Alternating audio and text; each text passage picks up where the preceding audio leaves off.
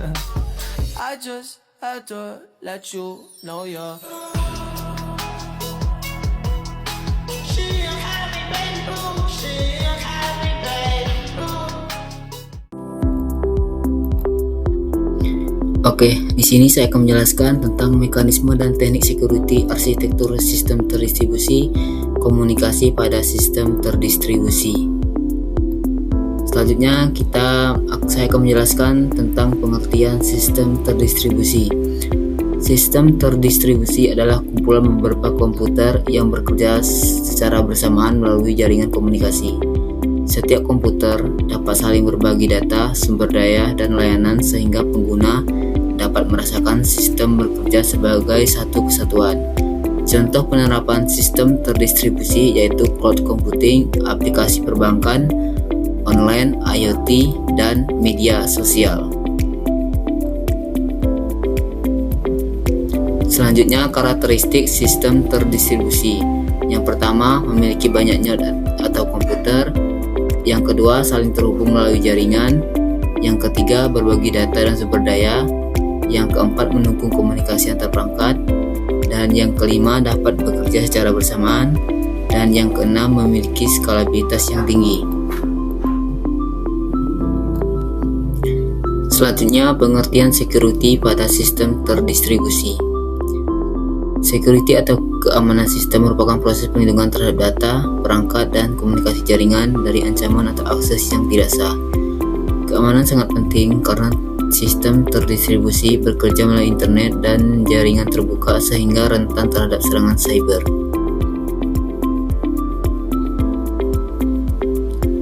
Selanjutnya, tujuan keamanan sistem terdistribusi.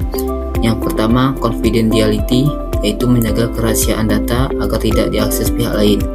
Yang kedua, integrity, yaitu menjamin data tidak berubah secara ilegal. Yang ketiga, availability, yaitu menjamin layanan tersedia bagi pengguna.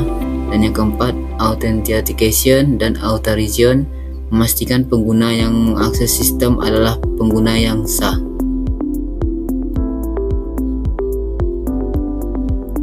Selanjutnya, arsitektur keamanan sistem terdistribusi.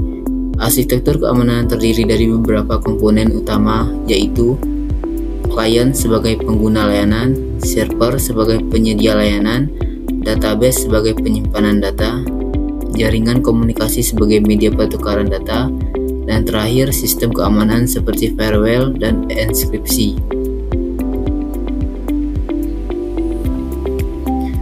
Selanjutnya, ancaman pada sistem terdistribusi. Yang pertama, malware dan virus yang merusak sistem. Yang kedua, serangan DDoS yang menyebabkan server down. Dan yang ketiga, pencurian data pengguna. Dan yang keempat, man-in-the-middle attack saat komunikasi data.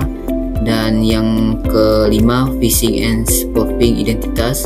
Dan yang terakhir, penyedapan komunikasi jaringan.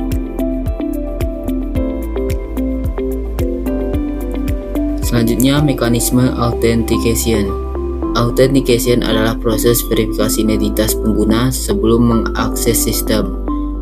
Yang pertama, teknik authentication yang umum digunakan. Yang pertama, username dan password. Dan yang kedua, OTP atau one time password. Ada sidik jari dan biometrik. Ada multifactor authentication atau MA. Tujuannya untuk mencegah akses ilegal. Selanjutnya, mekanisme authorization.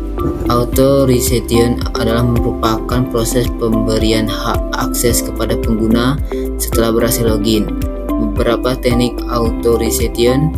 Yang pertama, Role Based Access Control atau RBAC, dan yang kedua, Access Control List atau ACL, dan yang terakhir, permission pengguna. Dengan authorization, pengguna hanya dapat mengakses data sesuai haknya.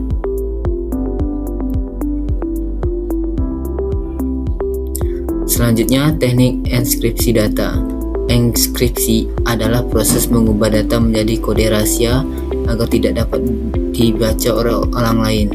Jenis enkripsi yang pertama, enkripsi simetris menggunakan satu kunci, dan yang kedua, enkripsi asimetris menggunakan dua kunci. Contoh algoritmanya AES, RSA, dan DES.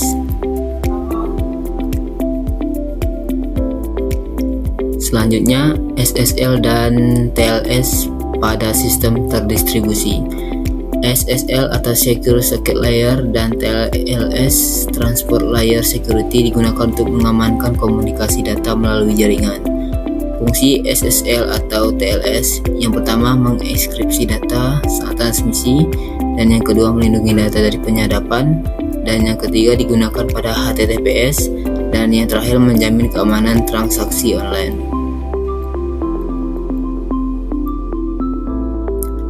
Selanjutnya, firewall pada sistem terdistribusi.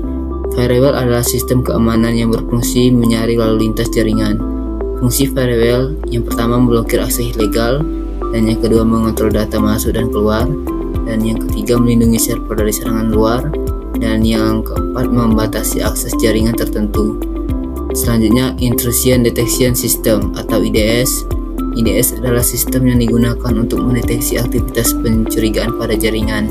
Fungsi IDS yang pertama memantau aktivitas jaringan, yang kedua memberikan notifikasi serangan, dan yang ketiga mendeteksi akses ilegal, dan yang terakhir membantu administrator melakukan pengamanan.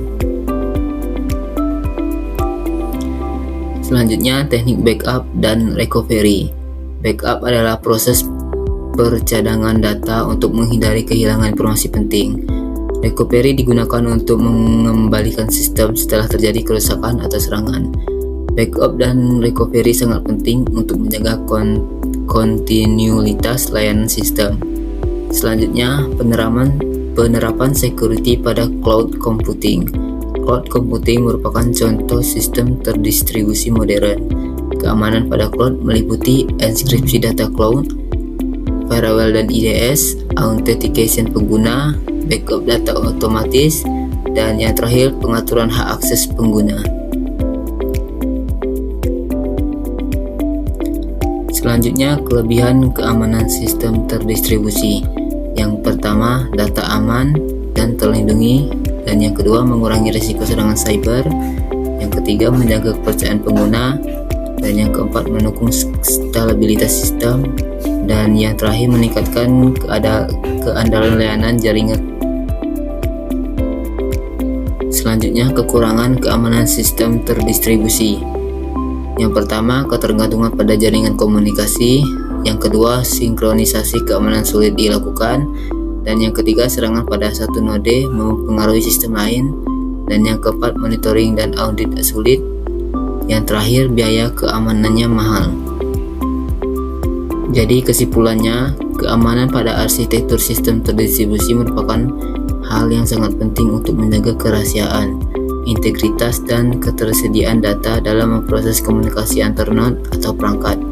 Mekanisme dan teknik security seperti autentikasi, otorisasi, enkripsi, firewall, VPN, IDS atau IPS, serta kontrol akses digunakan untuk melindungi sistem dari berbagai ancaman dan serangan cyber. Dengan penerapan keamanan yang baik, sistem terdistribusi dapat bekerja lebih aman, stabil, dan terpercaya meskipun memiliki banyak perangkat yang saling terhubung melalui jaringan.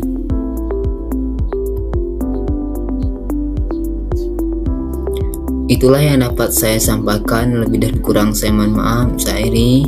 Wabillahi taufiq wal hidayah. Wassalamualaikum warahmatullahi wabarakatuh. I just had to let you know you're